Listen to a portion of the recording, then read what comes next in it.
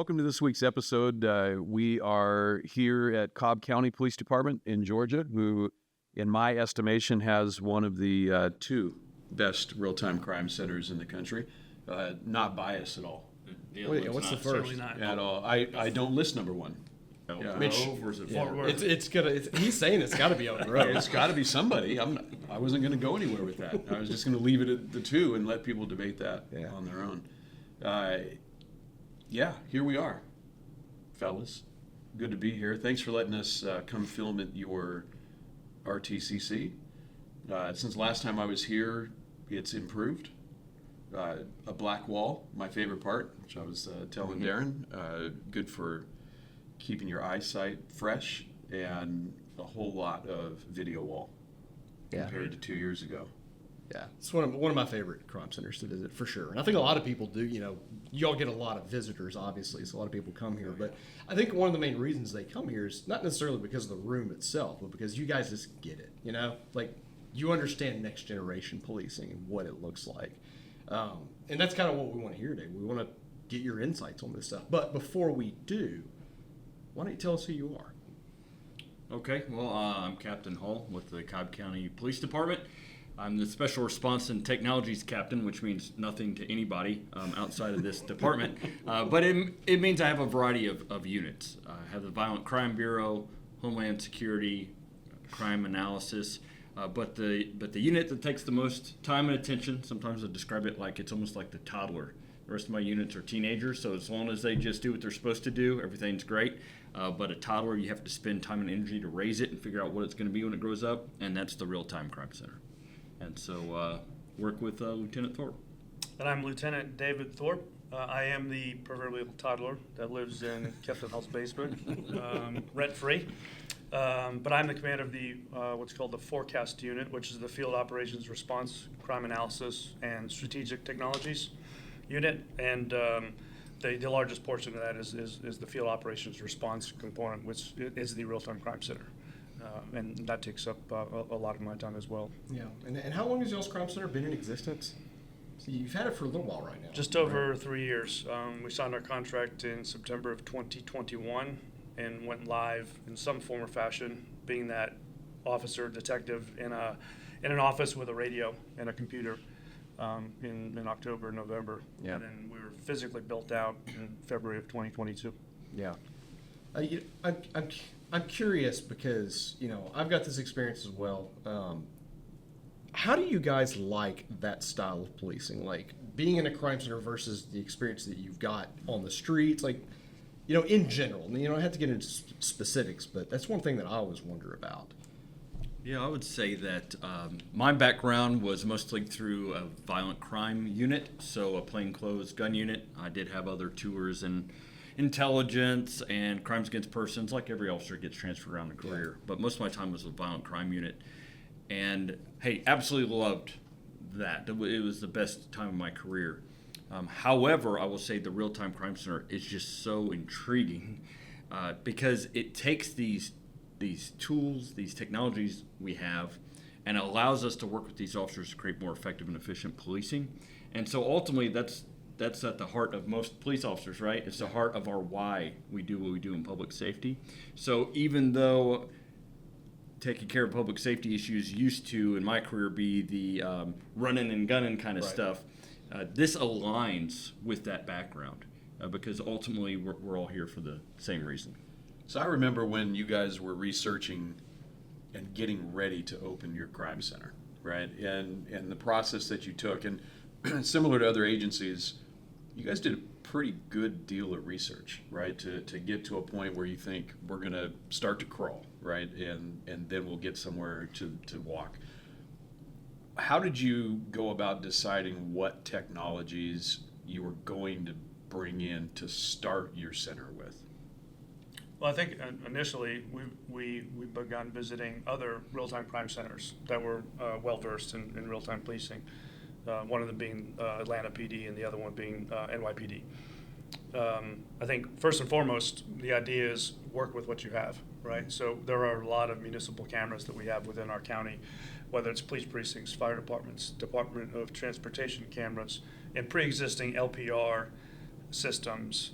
Those were essentially the very first integrations that we had. And of course, our integration or interface with 911 CAD was paramount to the success of our RTCC. So we definitely worked with what we had available, and then decided to expand the scope of operations with technology that could be incorporated within our RTCC in the future. Now, if you were to say, if you go back, right, to, let's say 2021, right, just before September 2021, with the technologies that you knew you were going to have on day one, was there a roadmap you had already developed, or a roadmap you were working on to scale that as you went forward? Were you guys kind of going and looking at how can we go all in September to go live? What was that like for you?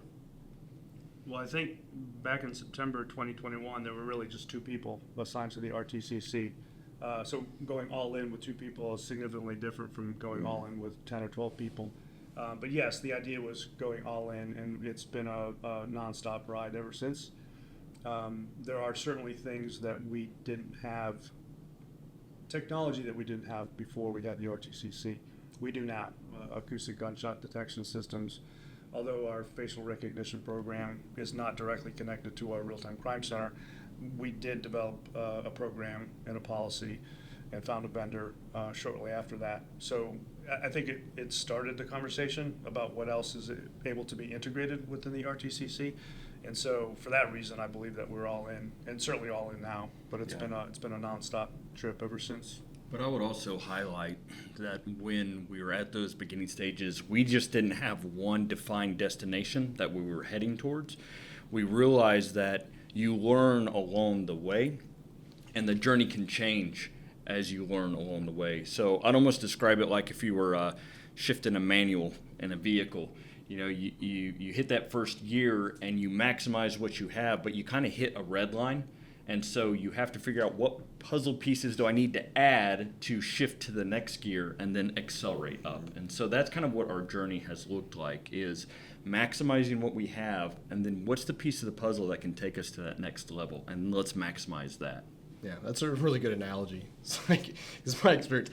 When I started the Crime Center back in 2012, I was like the Kool-Aid man, just going through the wall with no plan at all. Yeah. So it's funny because I hear these, everyone talk about how we made a plan, which is the right way to do it. Don't do it like I did it. But yeah, that's interesting. Would you do anything differently, do you think? Starting out in the beginning, I think maybe looking at the staffing that we had, the structure, the scheduling. I think we would probably wind up starting with an evening watch position instead of a day watch position. Our data, all the analysis that we did from our 911 calls, showed us that the reasons we would be operating a real-time crime center and what calls we would be assisting officers and detectives with were predominantly between the hours of 2 p.m. and 10 p.m.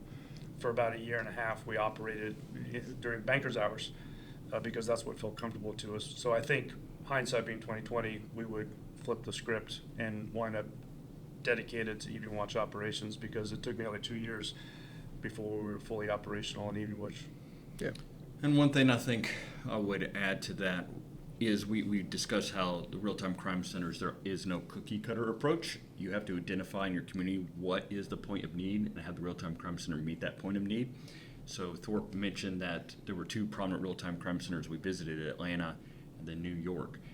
However, I would say that since that time, we visited real-time crime centers all over the country. We take every opportunity we have. So we continue to learn and downshift or upshift like we were talking about. But I think I would have front-loaded more real-time crime center visits. We notice a lot of agencies will come through here and they're visiting numerous places. So I think that kind of gives you a better foundation to start with if you see how those real-time crime centers are customized to so many different jurisdictions, and it probably is maybe a better education, whereas we did a lot as learn as you go, which is no problem with it, but it would have been nice to front-load that knowledge a little bit. Yeah, that's so. You said something that jumped out to me right there. Is you got to build it to what your community needs, which I think we all agree is very, very important. So, kind of leaning into that a little bit. There's a misunderstanding out there, right? Not with law enforcement, but with society in general about what are these crime centers doing? Like, how do they operate? What does it mean to me? So, let's get into some storytelling. You want to do that? Tell us, Absolutely. How is this technology being used? Like, how do police departments be more effective and solve more crimes with this kind of stuff? Yeah, that is a great thing to do because it helps paint a picture. Humans are Yeah. creatures of stories, so it helps paint the picture. And one of the things we talk about real-time crime centers is it can change the way we've done things in law enforcement year after year and decade after decade. So one incident that we had that kind of highlights that is an officer responded to a property damage call earlier in the morning. A person at apartment complex came out to their vehicle to go to work, and they noticed a bullet hole in it, right? And that wasn't there the night before when they left it. It's a great way to start the day. Yeah, what we traditionally would have done with that call is the officer takes the report, forwards it to the detective. The detective tries to look into it, but, it's a bullet hole. Where could that bullet have come from? Numerous places, right? And I would say it's a case that likely had low solvability factors. In this situation, we have a real-time crime center. We were doing a trial period with some acoustic gunshot detection, and there happened to be that technology in that area, along with some other public safety technologies. So we did have a indication of a shot alert on that acoustic gunshot detection, so it gives us a potential time that we're dealing with. Fortunately, this apartment complex that we're dealing with had lots of integrated videos into our real-time crime center. So those are a lot of videos and a lot of time for an analyst to watch. But with that actual timestamp, they're able to go through the videos until they saw one video in particular overnight that had a crowd of people. And it looked like there was possibly a verbal altercation.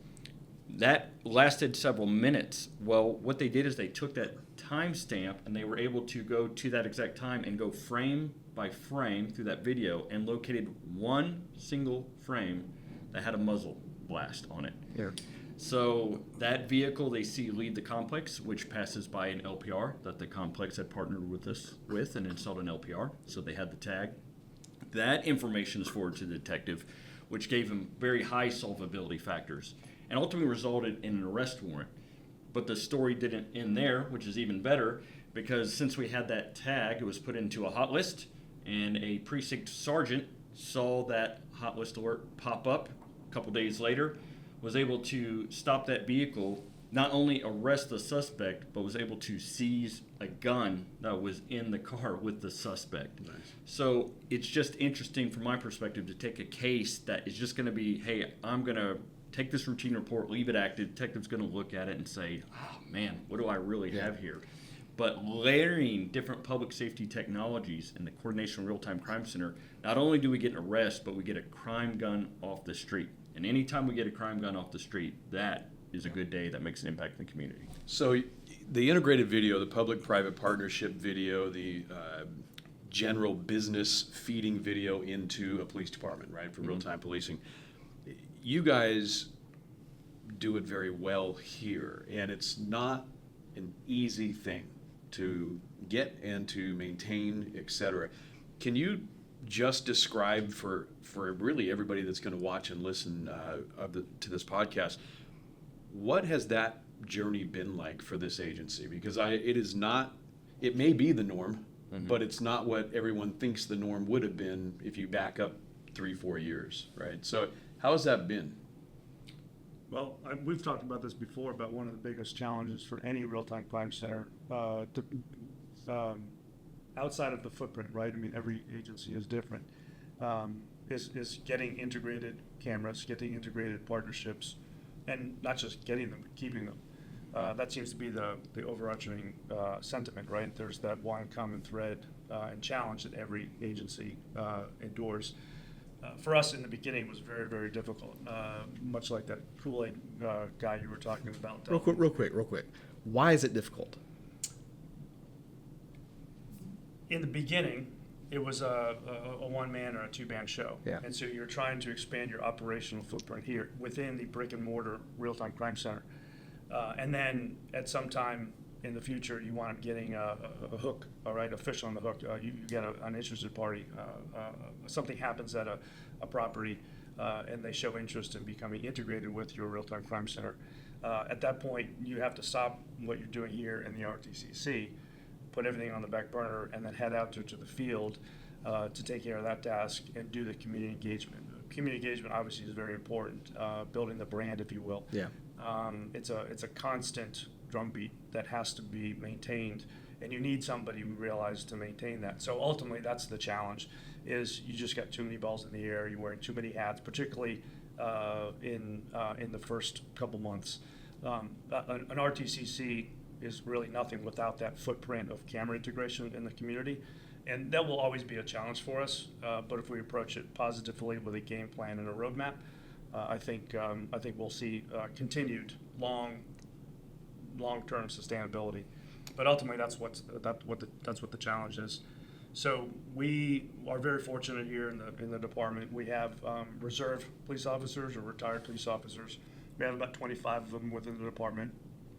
But we've had this program going on for almost 10 years now.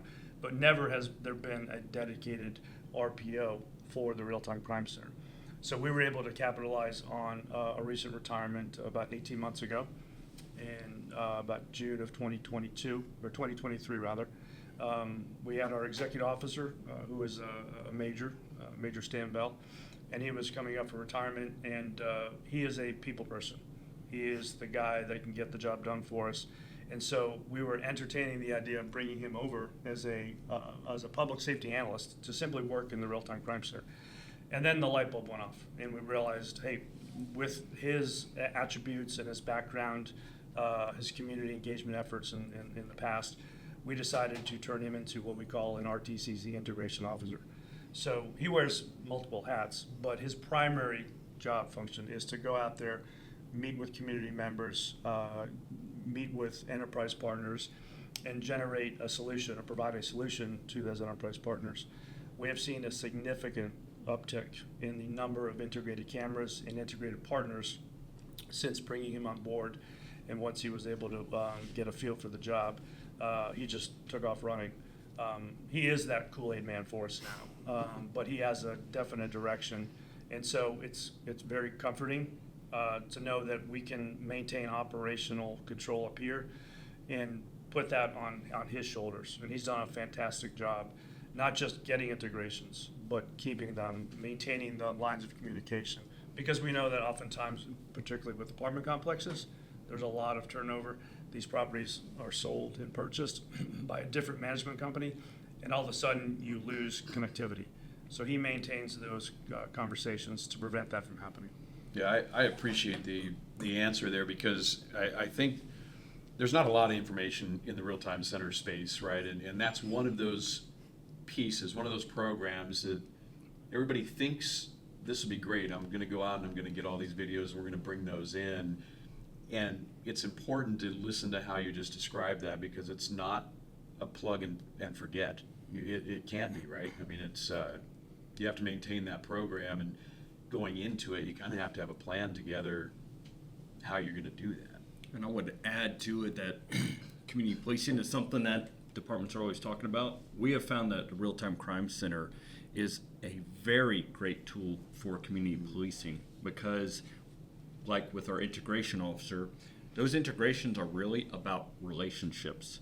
So even with our Real-Time Crime Center platform provider, they theoretically will go out and do those integrations. It's part of the service, but we handle everything in-house.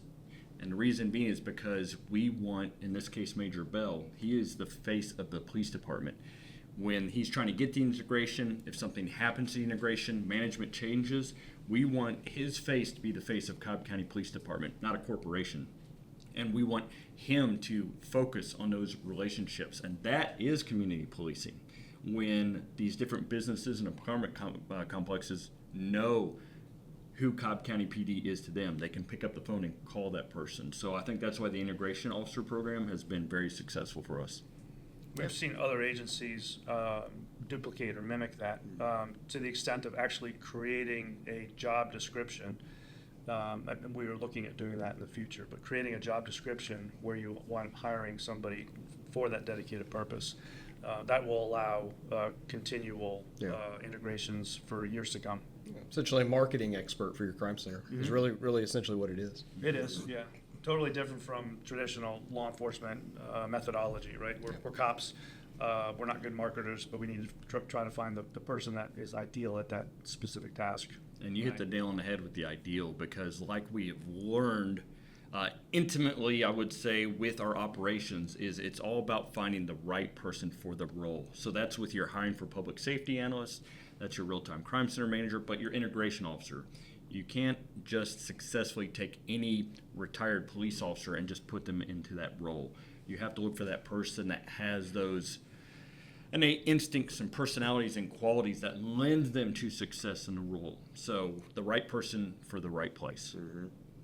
No, that's good. I mean, it's when you think about staffing a real-time crime center, integration officer is unlikely to be the one that pops into most folks' minds, right? But it is, if you're going to have that program, you're going to have to dedicate somebody to that, right? Yeah, Yep. That's good. Yeah, so speaking about the relationships, obviously there's more than just the community itself. There may be corporations or maybe other companies out there. Kind of leaning back into this whole storytelling thing. Yeah, like David, you were telling me something about how you guys were working an organized retail crime case. Tell me about that. Yeah, we have had a few success stories when it comes to partnering with retail, the retail sector. We partner with at least 2 different technology companies that provide GPS tracking software capabilities. And we were alerted, as our 911 center was alerted to a device being activated at a popular retailer here in Cobb. So somebody steals Somebody something. steals. Yeah, somebody steals something. This isn't just one item being stolen, mind you, right? It's 3 women that entered a retail business and took handfuls. Each of these women are taking handfuls of apparel, and to the tune of $2,000-$3,000 a piece. A lot of clothes. And so one of those items happened to have GPS tracking technology embedded in it for this exact purpose. And they wound up fleeing the store and hopping into a vehicle that had some very specific attributes to it, some damaged bumper stickers, things like that. And the loss prevention associates smartly did not engage the suspects. That's one of the benefits of having this GPS tracking technology, is that it eliminates the need, right, for loss prevention or asset protection to intervene at the store level. So they were able to take a picture of the suspects fleeing. That's all they did once they were in the parking lot. So we had a vague description of a vehicle. At this time, it was just a black 4-door vehicle with a drive-out tag, a temporary tag. And the information was dispatched, and officers proceeded to the scene as they would in a traditional investigation. And once they arrived, they were notified that there was GPS tracking technology available. So we had already received the alert through the RTCC about the GPS, and we began tracking it and putting that information out to not just that local precinct, but all of our precincts and a couple other law enforcement partners within the state. The vehicle quickly got on the interstate, and we were able to do some LPR searches with a camera that was located just at the entrance ramp to the interstate. So we got confirmation of the tag number. We got confirmation of the attributes of the vehicle, damage, year, make, model, that type of thing. Upon further inspection from the high-res LPR footage, we could tell that the driver tag was actually covering what appeared to be a valid Georgia license plate. We could see the top of the word Georgia. And we continued to follow this GPS device in this vehicle all the way down to about 30 minutes away, south of Atlanta. And the vehicle happened to stop at a gas station. Well, we had no idea why they were stopping at a gas station. But it turns out, hindsight being 2020, turns out that they actually were removing the drive-out tag of the vehicle, revealing the actual tag. Well, fortunately, partnering with other agencies and having shareable LPR footage, we were able to locate an LPR camera within about 100 yards of the gas station. And we had our analysts working. One was dedicated on LPR and one was dedicated on the GPS tracking technology. Once that vehicle left, or once that device left the gas station, one analyst told the other to refresh the LPR search, and lo and behold, we had the actual tag on the vehicle. Obviously, that expands the investigation, so now we have a dedicated person, a dedicated registered owner, that we can talk to and look at as a suspect in this case. The vehicle then drove to a residential neighborhood about a mile away and parked there for a period of about 30 minutes. What we wound up doing was conducting another LPR search, a historical search for a mobile LPR platform, which showed that that vehicle had been parked at that house dozens of times in the past month or two. So again, developing additional information about owners and associated addresses. And then the vehicle fled from there and continued to give us GPS pings. We had notified our state partners who were able to locate the vehicle and engage in the vehicle pursuit. Ultimately, the vehicle stopped and they were able to take 2 women into custody. What's interesting is, I think, about this iceberg theory, where you, on a large iceberg, but you're only seeing what's exposed to the surface. Well, this is an organized retail crime ring, and they had been operating over the course of a period of about 2 or 3 months, and they had actually struck the same retailer 10 days before, and they had struck in neighboring jurisdictions within the past month. All this was revealed once we identified who they were. So without that LPR technology and without that GPS tracking technology and dedicated analysts in the RTCC that are hungry, humble, and smart and are willing to do this without direction, they would still be out there committing organized retail crime. Yeah. What are they doing with this stuff? Are they selling it on eBay? A lot Are of times they it's wearing sold. it? Yeah, a lot of times it's sold either on eBay or other social media platforms, distributed through different markets, either online or potentially out of the back of a van at your local gas station. Not so concerned about that from a real-time perspective, Right. but if we can identify where the items are going, perhaps we didn't locate the item immediately with the GPS tracking device, we would have been able to find out where it went eventually, and then potentially backtrack it to the suspects. Yeah. But it's been going on for quite a while, and Atlanta is probably the Atlanta area is probably, I think, the number 6th worst offenders for organized retail crime. It's the highest loss out of the entire 50 states. Number 6 is not something we'd want to be proud of, but I think with this type of technology, we are situated for success in driving that number to a higher number. The last thing I'd like to bring up about that incident is what we kind of see as the future of real-time crime centers too, which was the interagency cooperation. So in other words, even in real-time operations, your part of what is going on in the incident doesn't end at a random jurisdictional line that was possibly drawn 200 years ago. The analysts, the real-time crime center, use other agencies, worked cooperatively with that technology sharing, and was able to make an apprehension that day. So that was a great takeaway, I think, from that incident. Absolutely. What would you guys say? I'm gonna ask, it's a 2-part question, so Dalton, you might have to remind them what the second part was. Okay. Because I'll forget also. Write it down. So part 1, what's the most rewarding part of being a part of this real-time crime center for each of you? And number 2, what have you found to be your most persistent obstacle in your pathway to try to get this to where you want it to be? You want me to take that one first? Sure. So the most rewarding thing that comes to my mind is the buy-in that agency members have when there's a real-time policing event that turns out to be a success. To see our analysts get excited about what we would call a win. It doesn't matter whether it's a misdemeanor arrest or a heinous felony that involves a pursuit.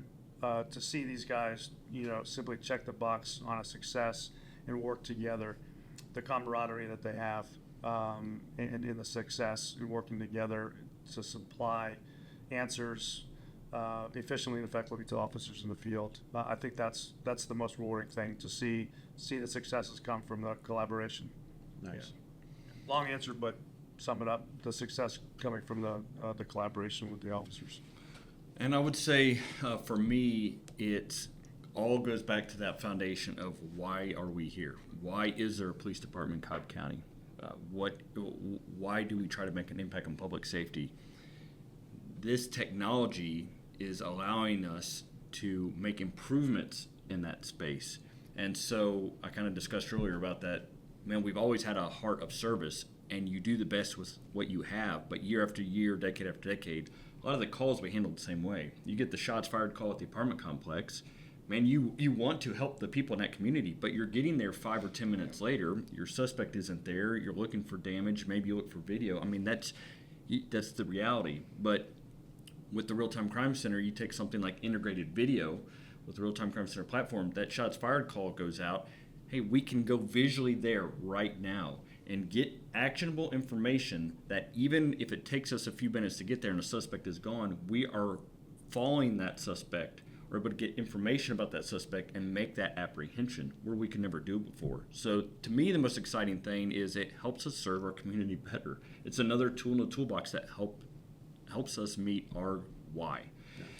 As far as the obstacle, part 2, I remembered it, right? You're probably I'm the glad he youngest did one because in I here that- completely forgot. Yeah, I knew I couldn't trust her actually on that. That's good. But really, for me, is a lot of this technology doesn't come cheap. So departments have limited budgets. There's finite resources for every department in America. And so a lot of times when you're looking at this technology, it is a constant assessment of the resources you have, the return on investment that technology provides, and it is a continuous evaluation too, because just because you onboarded technology doesn't mean that that's the answer in perpetuity.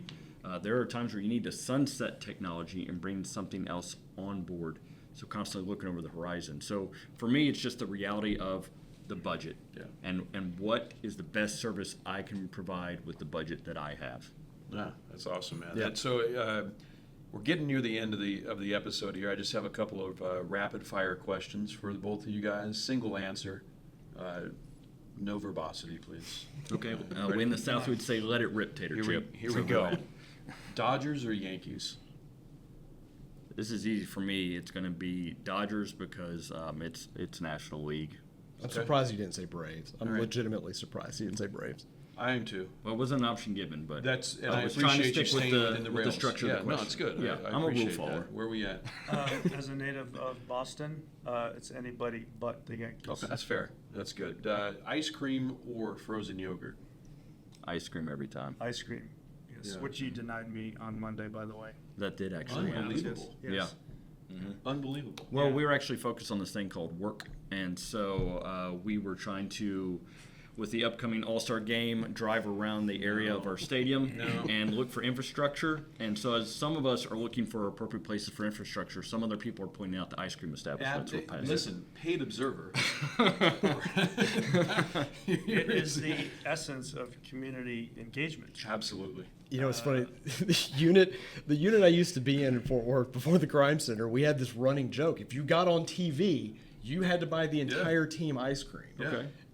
Well, that's a thing. And I'm glad that's still not a thing because I've been on a Yeah. couple times since then. And they're like, "Hey, you owe us some ice cream." Yeah, that's good. I have two more questions. The third one here is pineapple on pizza or no pineapple on pizza? Oh my gosh, that's easy. That's easy no for That you. is such a California That is question. no pineapple on Wow. pizza. I can't eat with you guys. I Last concur. question, and this one is probably the easiest one, so it should be a unanimous, very fast answer. Dalton or Jamie? Go. Unbelievable. I actually have both your faces tattooed on my back, so I can't commit to one Are or we the looking other. at each other? Yeah. Yeah, this is fantastic. Guys, thank you very much for allowing us to invade your center. We'd like to highlight your center as often as we can, just because it really is one of the most efficiently run and highest performing centers that I've seen, and continue to see. So thanks for the time, Dalton. Yeah, no, I appreciate it. This has been great. It's always a treat to talk to you guys and learn about your insights, and we appreciate it. It's great to have you here. We appreciate you reaching out. Yeah, you're always welcome. Thanks. Yes. All Next right. time, bring ice cream. I will. Darren won't. Yeah. No. Oh, you did though. Cool. We'll see y'all next time. We All right. appreciate it. Thank you. Thank you.